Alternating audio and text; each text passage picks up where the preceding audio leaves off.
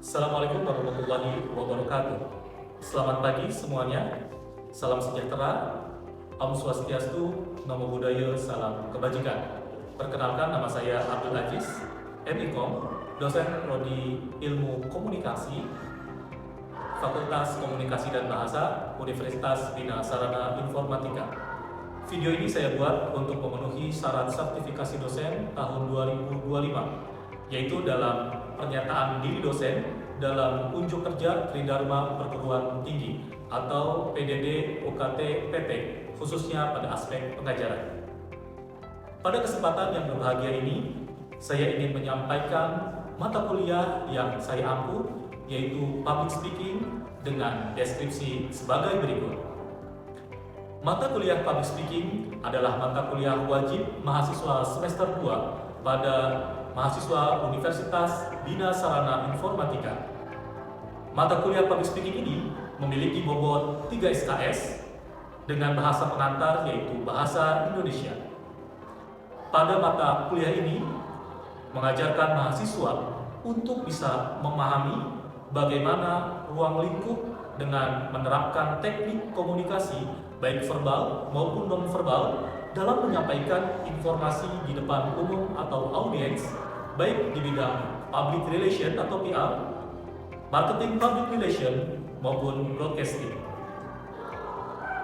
Pada mata kuliah Public Speaking, ada beberapa materi yang akan kita bahas, antara lain yang pertama adalah konsep tata wicara, yang kedua adalah olah suara untuk TV presenter, yang ketiga adalah teknik announcing yang baik, keempat, bagaimana menjadi penyiar profesional, kelima, teknik dan etik wawancara newscaster dan anchor, yang keenam, sikap dan gaya di depan kamera, 7, membaca naskah berita dengan baik dan benar, kedelapan, menjadi pemandu talk show yang baik.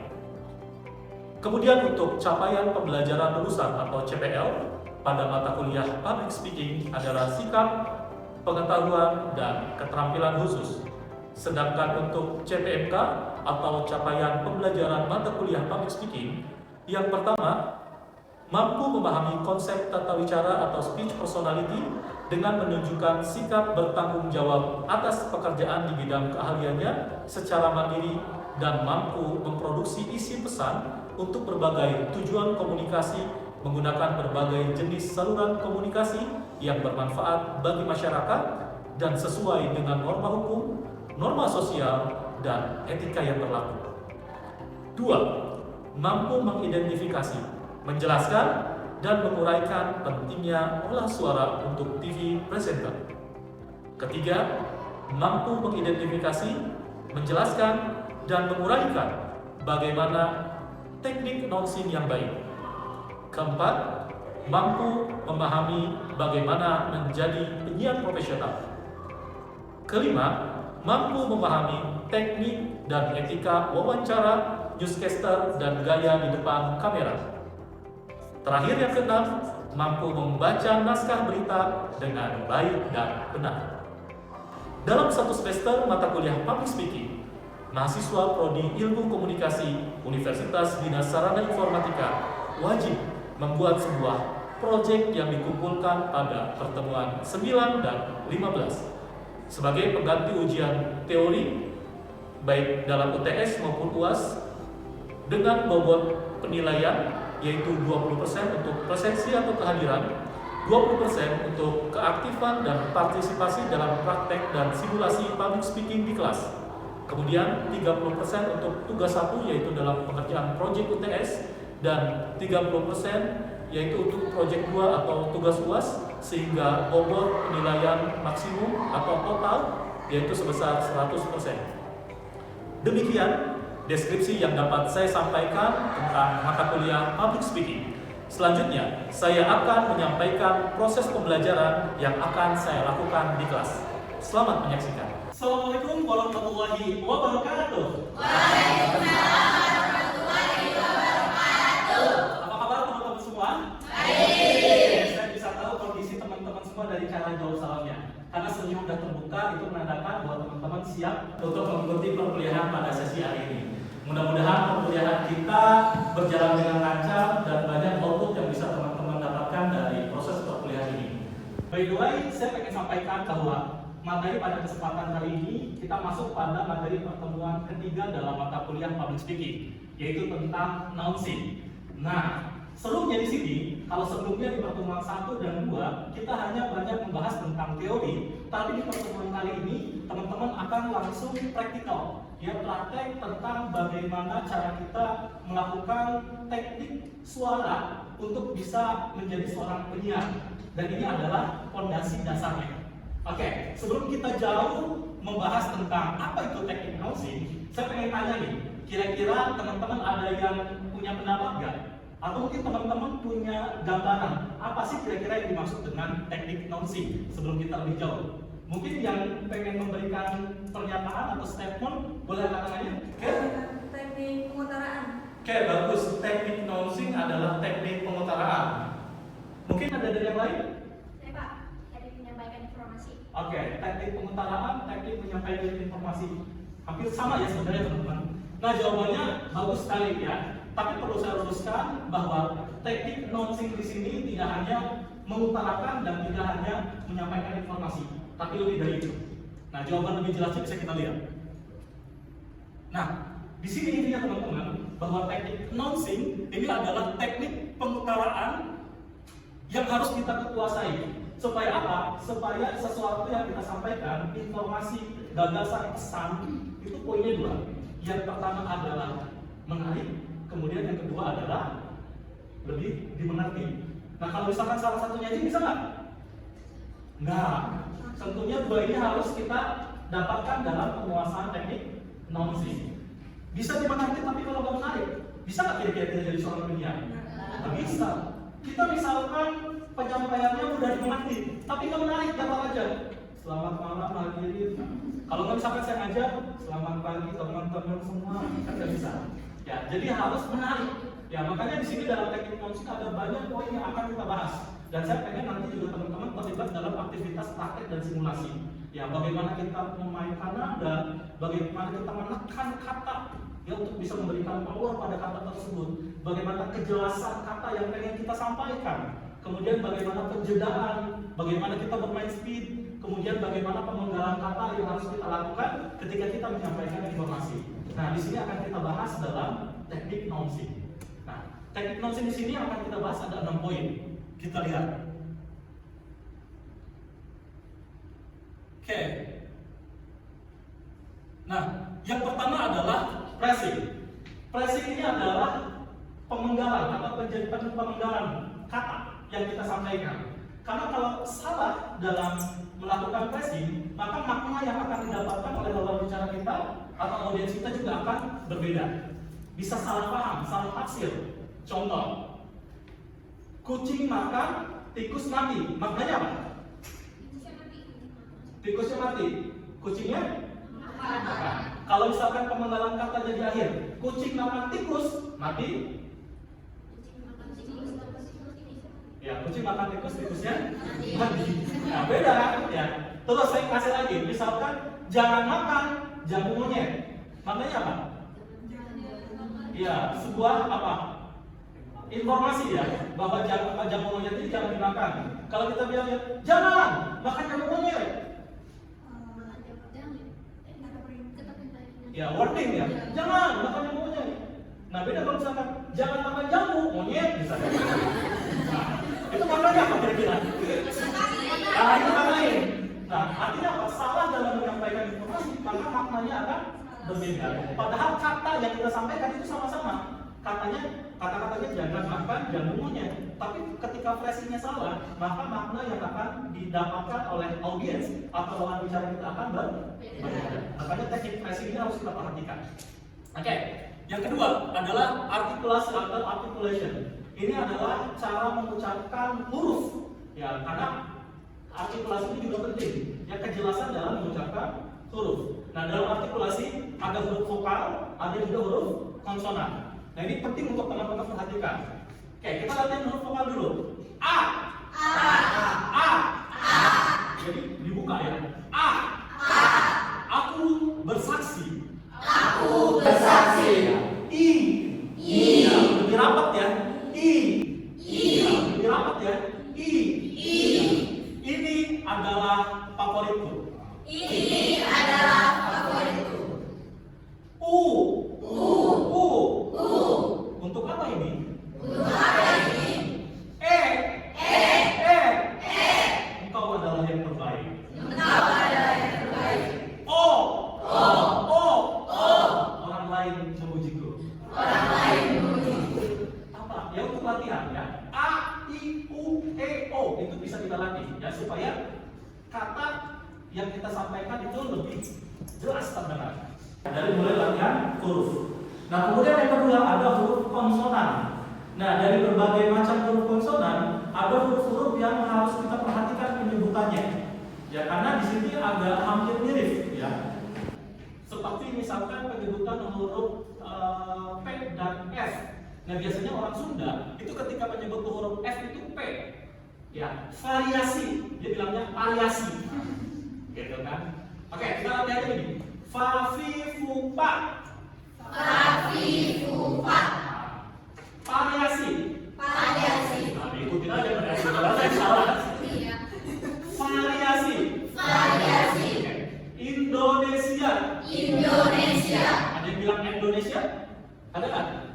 Itu ya kejelasan huruf. Ya, jadi bukan Indonesia tapi Indonesia. Oke, ini adalah teknik permainan artikulasi. Oke, kemudian selain huruf F dan P, ada juga yang harus diperhatikan itu adalah huruf R. Coba. Ramai sekali kelas ini. Ramai sekali kelas ini. Oke. Semuanya bisa R ya? R. Oke. Kemudian selanjutnya yang harus kita pahami adalah penyebutan huruf H. Jadi huruf H itu H, enggak. Tapi H. Nah, H. Hadirin dan pemirsa. Jadi bukan hadirin dan pemirsa, tapi hadirin dan pemirsa. Harap tenang. Bioskop 21 akan segera dibuka. Bioskop 21 akan segera dibuka. Nah, gitu ya. Oke, ini adalah ucapan huruf H ya dalam artikulasi. Oke, kita next lagi. Selanjutnya adalah stressing. Kalau tadi kita berbicara perbedaan, kemudian artikulasi kejelasan ya huruf dan kata. Selanjutnya kita akan membahas tentang stressing. Stressing ini ada yang tahu? Stressing. Ya mungkin bisa dari situ ya. Stressing ini adalah penekanan kata. Ya kalau orang banyak kan stres benar.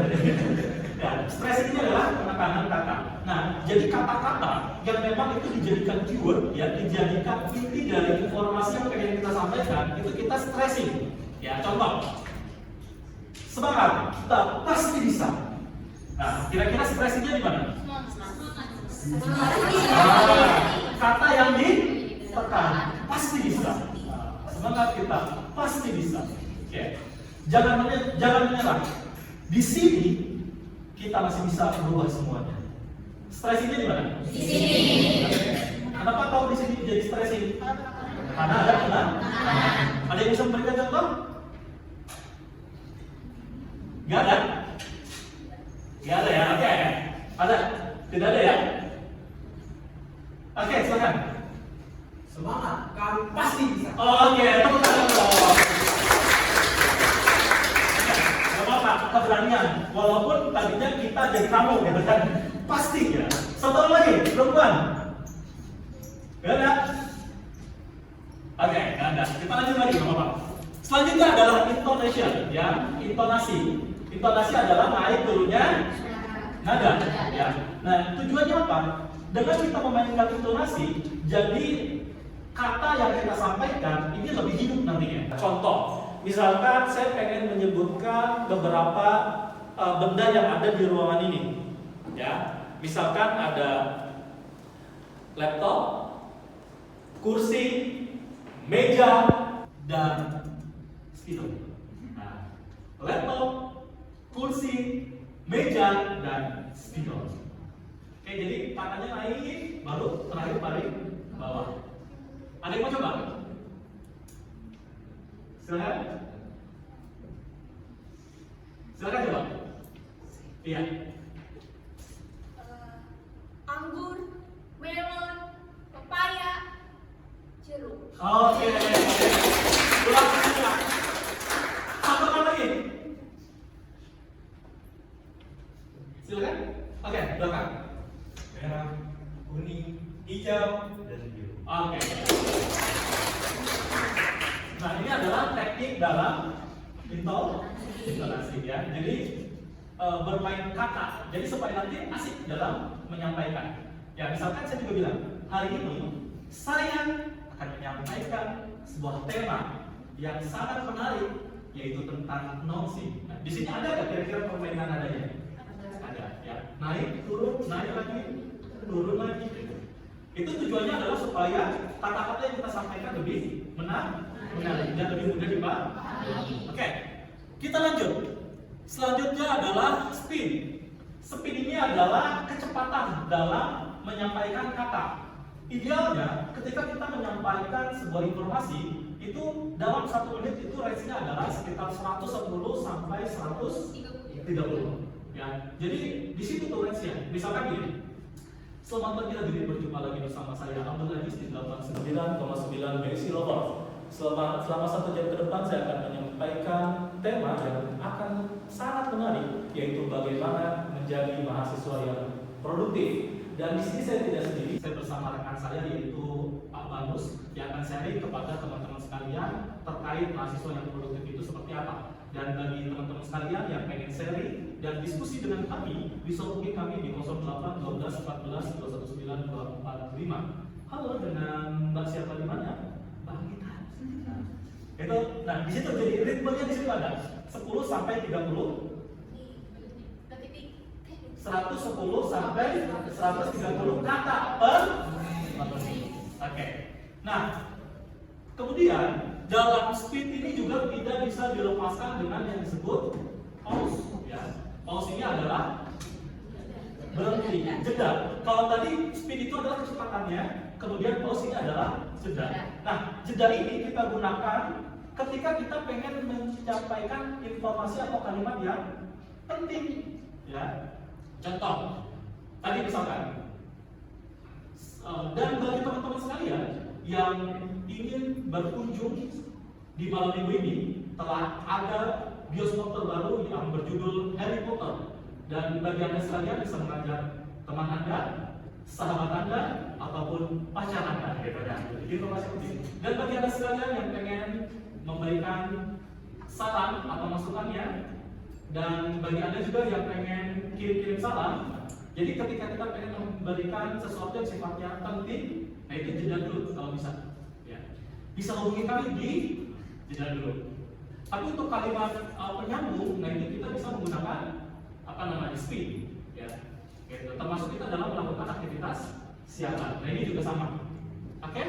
Sampai sini kira-kira bisa dipahami? Oke, baik. Kalau kita bisa dipahami, sebelum saya akhiri sesi pada kesempatan kali ini, saya akan buka sesi tanya jawab. Yang mungkin untuk 2 penanya cukup balik teman-teman ya. Oke, baik, silakan jika ada pertanyaan. Oke, dengan siapa? Cantika. Oh, dengan Cantika. Oke, silakan. Kalau peran intonasi dalam teknik intonasi itu berapa? Oke, baik. Peran intonasi dalam teknik nonsing. Oke, bagus sekali pertanyaannya. Nah, tadi sebenarnya sedikit saya jelaskan. Intonasi selain untuk agar pesan yang kita sampaikan lebih mudah dimengerti, tujuan dan perannya adalah supaya informasi yang kita sampaikan lebih menarik. Ya, coba kalau misalkan kita menyampaikan dengan nada datar aja, kira-kira asik apa enggak? Enggak asik, ya. Misalkan saya lagi siaran radio, misalkan. Kalau enggak, misalkan saya lagi marah nih sama teman-teman. Teman-teman semua. Kalau selama ini saya diam, bukan berarti saya tidak peduli, saya tidak mendengar, saya tidak melihat. Asik aja tidak? Kira-kira kita menjadi perhatian nggak? Nggak. Tapi kalau misalnya saya bilang, teman-teman semua, kalau selama ini saya diam, bukan berarti saya tidak peduli, saya tidak mendengar, atau saya tidak memperhatikan apa yang selama ini teman-teman lakukan di ruangan ini. Maret sampai Juni ini, setelah saya mengamati aktivitas pembelajaran yang dilakukan oleh teman-teman semua, berikan masukan buat saya supaya saya bisa membuat teman-teman menjadi lebih produktif lagi. Karya ini merupakan hal yang wajib diselesaikan pada mata kuliah ini, tapi saya tidak melihat progres apapun. Nah, kira-kira dengan kayak gini lebih antusias apa enggak? Nah, ini adalah di sini peran intonasi supaya kata yang kita sampaikan itu lebih hidup, lebih jelas, dan lebih mudah dimengerti ya. Kalau untuk siaran tentunya akan lebih menarik. Oke, bisa dipahami ya, saya tinggal ya. Oke, satu pertanyaan terakhir. Ada yang bertanya lagi? Oke, silakan dengan siapa? Haika. Oke, baik. Haika. Gimana sih Pak cara mengatur ritme suara pas membacakan naskah promosi dan narasi kita? Oke, baik. Nah, jadi teknik suara yang kita lakukan adalah dengan menggunakan suara perut. Ya, kalau suara dada kayak gini. Kalau suara perut ini lebih dalam. Nah, ini suaranya kan lebih bulat. Ya. Contoh, misalkan untuk promosi dulu atau siaran berita dulu? Promosi dulu. Promosi ya. Nah, oke. Untuk promosi, di sini ada penggabungan antara stressing dan intonasi. Contoh ya, promosi. Oskadon meredakan sakit kepala bila batuk, filler, demam, minumlah Oskadon diproduksi oleh Radax. M150 bisa. Nah, jadi ada penekanan di kata, kemudian juga kita tapi tetap mainkan intonasinya. Ya, tapi juga digunakan suara perut. Sama juga dengan kita punya berita misalkan. Selamat pagi hadirin, berjumpa lagi bersama saya Abdul Aziz di liputan 6 tajam dan terpercaya edisi 3 Juli 2025 dan berikut laporan selengkapnya. Itu juga menggunakan suara perut ya, suara perut. Jadi perutnya itu ditekan. Oke, saya rasa cukup ya, bisa dipahami semua ya. Oke, kalau misalkan sudah bisa dipahami dan tidak ada pertanyaan lagi, saya rasa cukup perkuliahan untuk kesempatan hari ini. Terima kasih banyak atas perhatian, kerjasama, dan partisipasinya. Mohon maaf atas segala kekurangan. Kita jumpa lagi pada perkuliahan berikutnya. Assalamualaikum warahmatullahi wabarakatuh.